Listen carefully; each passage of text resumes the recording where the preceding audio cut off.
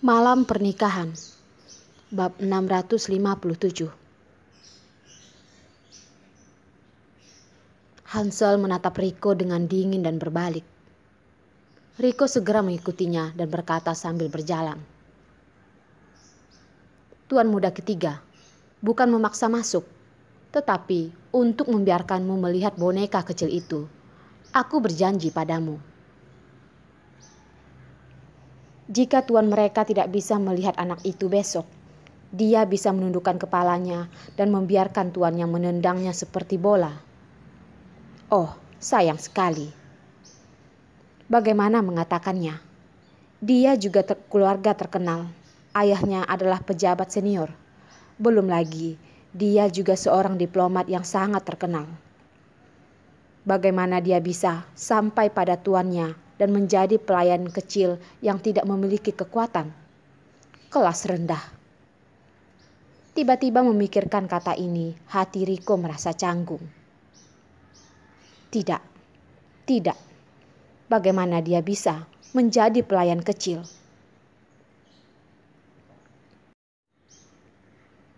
Ada apa denganku? Di mananya aku salah? Riko hampir menangis. Dia bekerja keras untuk tuannya. Jangankan sebuah pujian, malah sekarang dia sedang sekarat. Karena dia tenggelam dalam pikirannya sendiri, dia tidak melihat keganasan di depannya, tiba-tiba berhenti dan naik.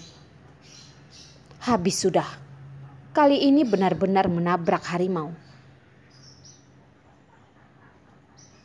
Riko, kamu tidak mau keluar untuk bekerja denganku? Alis yang kuat, mata sipit pada wajah menyakitkan kebijaksanaan Riko yang menyilaukan. Tuan muda ketiga, bagaimana Anda bisa berpikir begitu? Anda adalah atasan saya. Dalam hati, mungkin presiden mereka pada masa depan nanti. Keluar bekerja dengan Anda. Bagaimana saya bisa tidak mau keluar dan melakukan bisnis dengan Anda? Sebagai seorang diplomat, kepasihan adalah salah satu keahliannya yang paling membanggakan. Besok kita akan pergi ke situs pernikahan bersama. Semuanya akan terjadi pada waktu yang tepat. Kita tidak bisa mengacaukannya. Memberikan perintah dengan sangat serius. Pertama, identitasnya tidak boleh terbuka. Jadi dia harus menghindari tatapan mata dari semua orang untuk melihat Rila kecil. Kedua, jangan menakuti Rila kecil. Ini adalah hal yang paling penting. Para tamu dan jurnalis diundang semuanya ada di sini.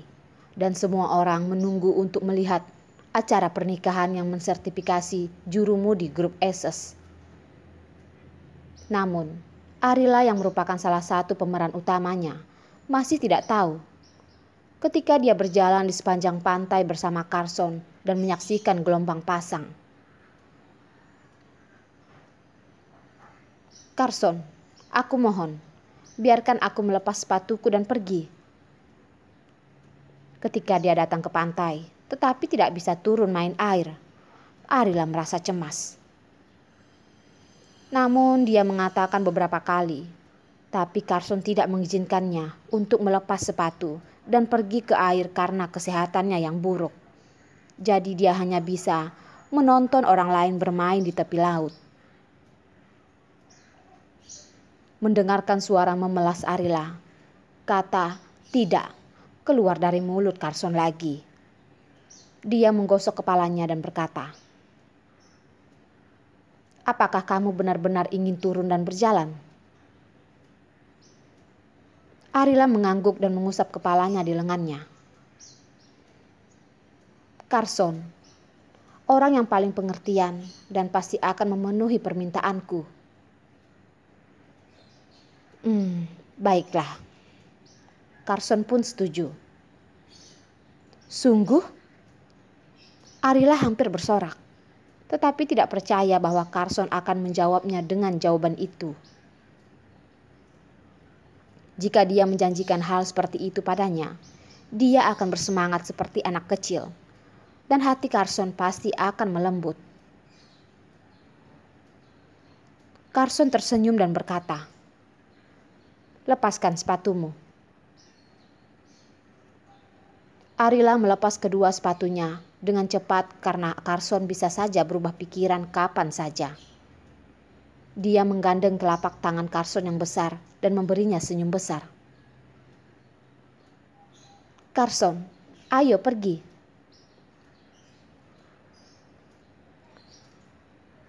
Carson memegang tangannya dan mengambil langkah kecil ke depan, setengah jongkok. "Ayo." Arila tidak mengerti. "Apa?" Carson berkata, "Aku menggendongmu." Jadi dia masih tidak yakin bahwa dia menyentuh air dingin, tetapi tidak tahan melihatnya kecewa. Jadi itu ide yang baik untuk membawanya berjalan di dalam air. "Tidak perlu." Arila melihat sekeliling. Ada banyak orang di pantai dan banyak pengawal di belakangnya. Betapa malu dia membiarkan Carson menggendongnya.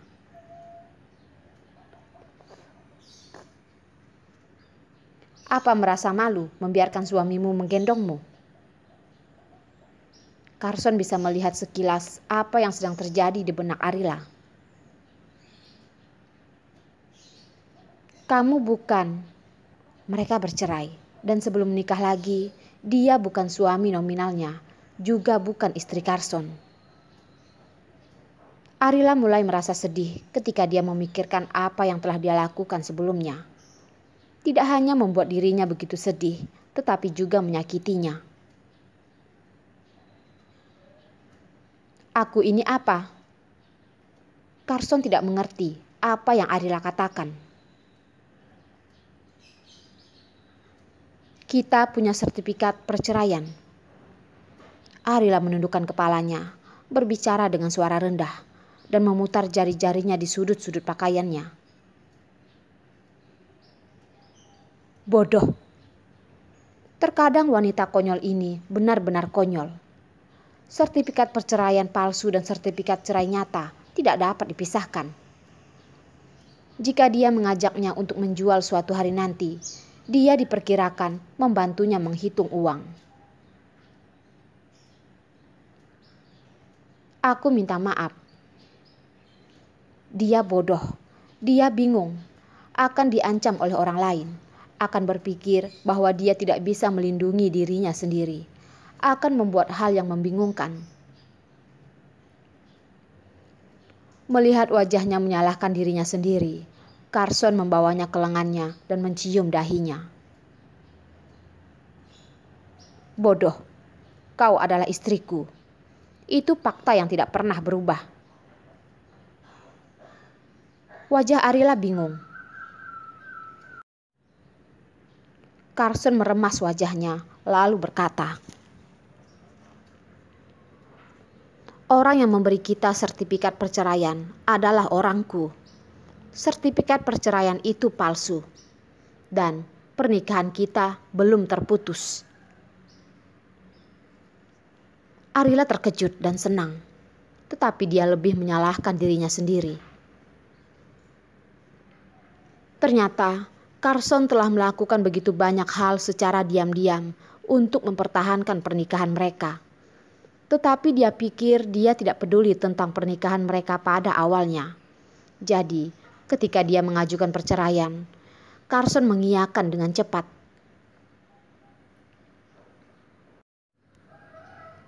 "Ayo, naik." Carson setengah jongkok. "Ya." Arila naik ke punggungnya. Wajahnya dengan lembut menempel di punggungnya, dan detak jantungnya tanpa sadar menjadi cepat.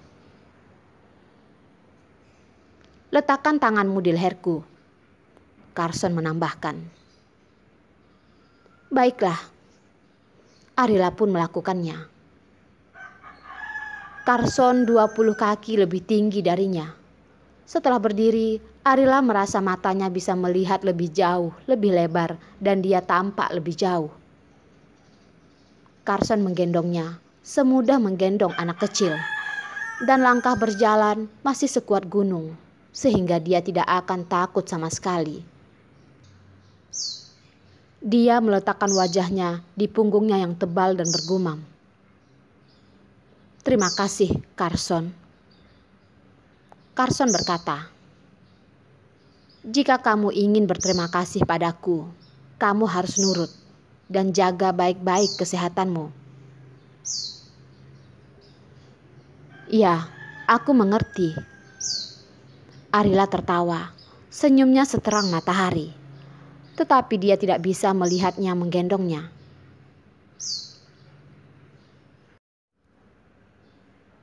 "Kamu lihat betapa bagusnya mereka. Kamu lihatlah lagi. Jangan membiarkan kamu menggendongku. Biarkan kamu menemaniku berjalan saja, kamu tidak mau. Jika kamu sangat cantik, aku bersedia. Jika aku memiliki seseorang yang begitu cantik, orang yang berdiri di sebelahku bukanlah kamu, tapi..." Mata wanita itu memandang Carson, seolah-olah dia mabuk. Seorang wanita akan mati jika dia memiliki suami yang tampan dan perhatian dalam hidupnya. Ketika mereka melewati pasangan itu, percakapan mereka masuk ke telinga Arila. Kemanapun Carson pergi, bahkan jika orang lain tidak tahu identitasnya, dia selalu dapat menarik perhatian orang lain. Itu karena dia terlihat sangat tampan. Tidak hanya tampan, temperamen yang baik, bagaimana mungkin orang tidak menyukainya. Tapi pria tampan dan temperamental seperti itu miliknya, hanya miliknya sendiri. Itu adalah Carsonnya.